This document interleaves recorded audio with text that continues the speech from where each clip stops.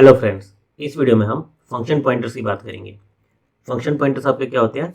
Pointers to a function. जैसे हमारे integer pointer क्या होते हैं? Pointer to an integer. वो एक इंटीजर वेरिएबल का एड्रेस स्टोर करते हैं। इसी तरह फंक्शन पॉइंटर क्या स्टोर करते हैं?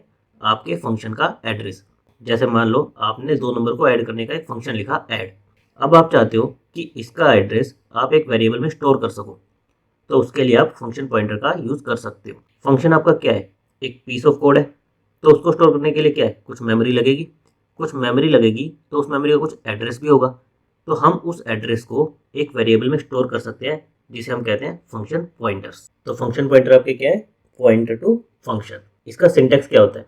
सबसे पहले आप देते हो रिटर्न टाइप, फिर ब्रैकेट्स, उसके बाद स्टार, फिर आपके फंक्शन पॉइंटर का नेम, और फिर फंक्शन के पैरामीटर्स।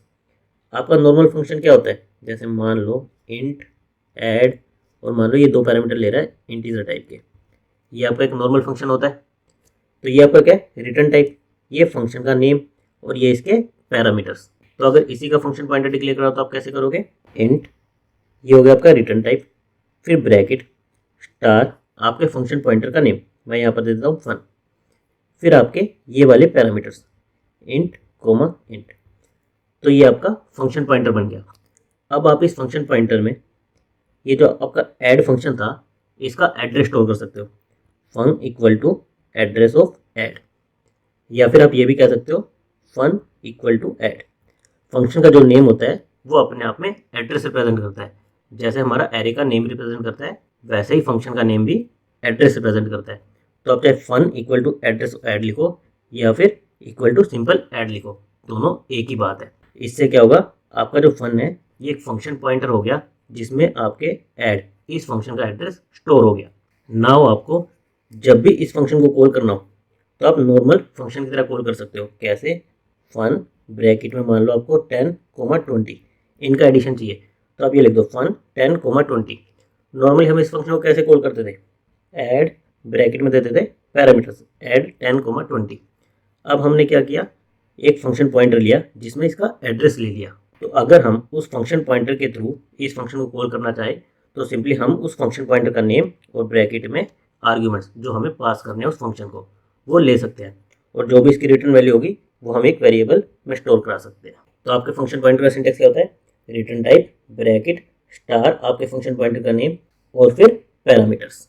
ये सिंटेक्स इसलिए इंपॉर्टेंट है कि ये जो फंक्शन पॉइंटर बनाया ये इसी टाइप के फंक्शन को पॉइंट कर सकता है जो एक इंटीजर टाइप का डेटा रिटर्न करता हो और दो इंटीजर टाइप के पैरामीटर्स लेता हो। अगर हमारा एक फंक्शन होता ऐसे void f और ये कोई पैरामीटर ना ले रहा होता, या फिर मान लेते हैं एक पैरामीटर ले रहा होता, तो हम फंक पॉइंटर में इसका एड्रेस स्टोर नहीं कर सकते। ये उसी तरह वर्क करता है जैसे हम इंटीजर पॉइंटर बनाते हैं, तो उसमें क्या स्टोर करेंगे? एक इंटीजर वेरिएबल का एड्रेस। उसमें हम फ्लोट वेरिएबल का एड्रेस स्टोर नहीं कर सकते। इसी तरह जो हम फंक्शन पॉइंटर बना रहे हैं, जिस टाइप के फंक्शन के लिए बना रहे हैं उसी टाइप के फंक्शन का एड्रेस उसमें स्टोर कर सकते हैं। अब मान लो इसी तरह आपका एक फंक्शन होता इंट सबट्रैक्ट, ये दो पैरामीटर लेता है इंट कोमा इंट। तो इसका सिग्नेचर क्या है? सेम है, इंट रिटर्न कर रहा है, दो इंटीजर वेरिएबल ले रहा है। तो आप फन में इस सबट्रैक्ट का एड्रेस भी दे सकते हो। अगर सिग्नेचर सेम है तो आप फंक्शन पॉइंटर में उसका एड्रेस स्टोर करा सकते हो। अदरवाइज अगर सिग्नेचर डिफरेंस है तो आप उसमें स्टोर नहीं करा सकते। इसका एड्रेस अगर हमें किसी फंक्शन पॉइंटर में स्टोर कराना है तो हमें इसके सिग्नेचर टाइप का फंक्शन पॉइंटर लेना पड़ेगा। जैसे void ब्रैकेट में स्टार, मेरा फन वन मैंने एक फंक्शन पॉइंटर बनाया जो कि क्या है? रिटर्न करेगा void और लेगा एक मेरा इंट। इस टाइप के फंक्शन का एड्रेस स्टोर करेगा। अब मैं fun1 में इस f का एड्रेस स्टोर कर सकता हूँ और इसको कॉल भी कर सकता हूँ ऐसे fun1 ब्रैकेट में एक इंटीजर वेरिएबल देकर। तो यहाँ पर हमने एक एग्जांपल लिया है, एक फंक्शन पॉइंटर लिया है जो रिटर्न करेगा void, दो आपके आर्ग्यूमेंट्स लेगा, एक इंटीजर टाइप का एक फ्लोट टाइप का। तो इससे क्या हो जाए? आपका function pointer is a pointer to a function that takes two arguments, an integer and a float, and return void return करेगा और एक इंटीजर टाइप का और एक फ्लोट टाइप का वेरिएबल लेगा।